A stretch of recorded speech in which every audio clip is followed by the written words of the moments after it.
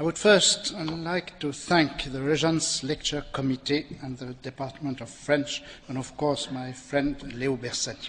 And I would like to tell my friends in Berkeley how glad I feel to be back among them.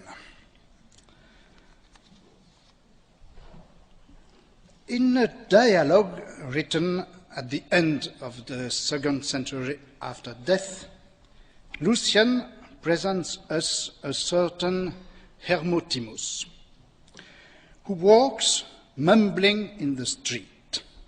One of his friends, Licinius, sees him, crosses the street, and asks him, "What are you mumbling about?" And the answer comes, "I am trying to remember what I have to tell to my master."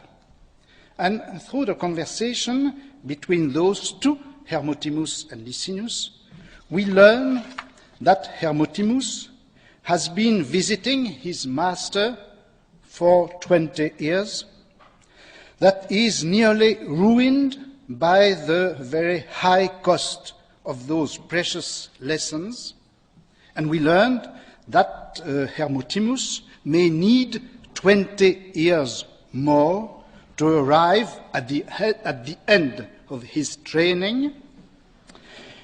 But we learn also what those lessons are about.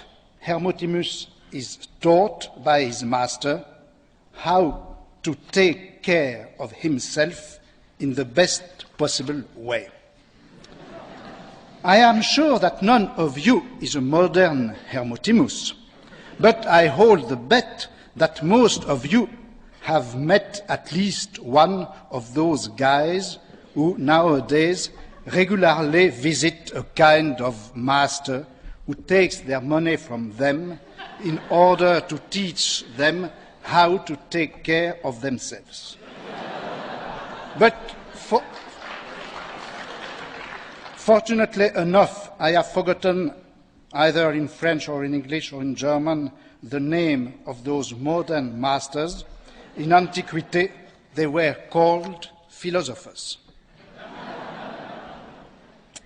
In order to explain why I am interested in the theme of the culture of the self as a philosophical and as an historical question, I'd like to take as a point of departure a short text written by Kant in 1784.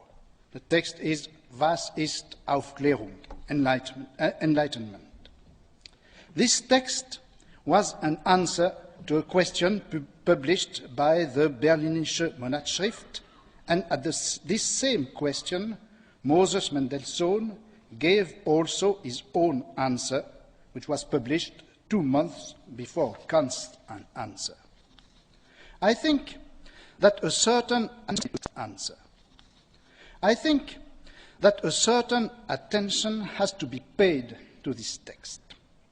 First, it is worthwhile to underline that the German philosophical movement through Kant and the Jewish Haskalah through Moses Mendelssohn met at the same moment on the same topics. Was ist Aufklärung?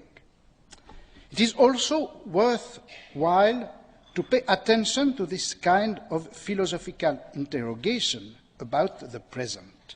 Of course, I know that it is not the first time philosophers ask questions about their own present, about the historical or religious or philosophical meaning of the present.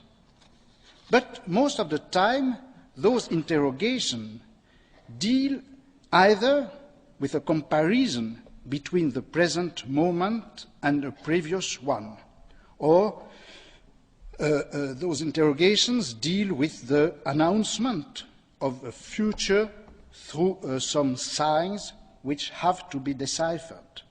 Most of the time, the question about present is a question about decline or improvement, proximity of a new age, or arrival of the promised last days.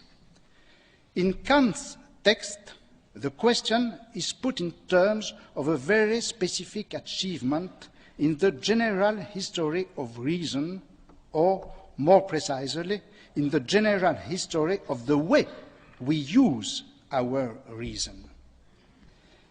And this kind of interrogation is interesting on two grounds. First, the first reason is that the 18th century is very often credited with the universal conception of reason, and this assumption is correct.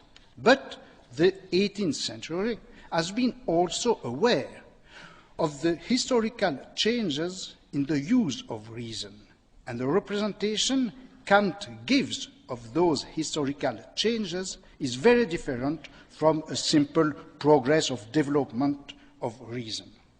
But I think that there is another justification for paying attention to the text written by Kant about enlightenment.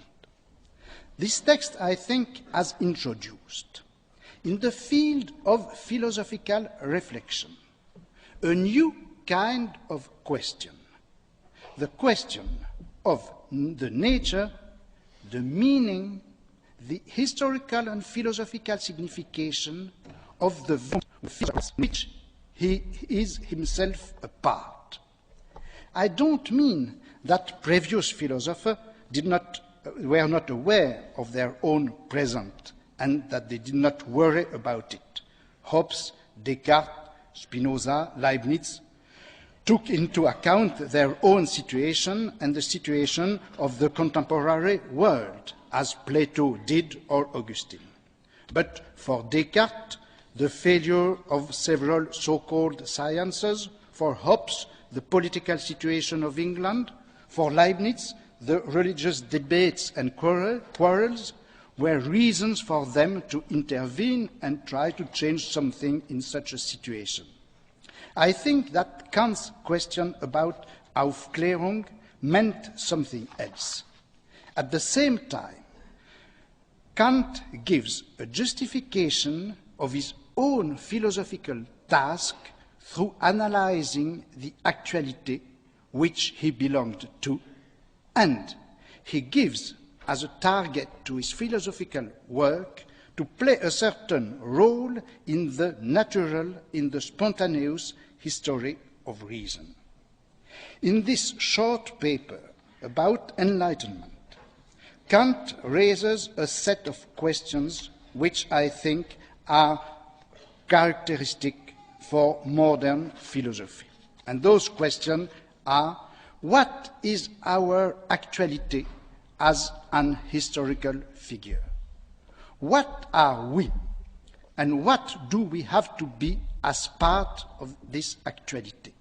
Why is it necessary to philosophize, and why is it the specific, and what is the specific task of philosophy in relation to this actuality?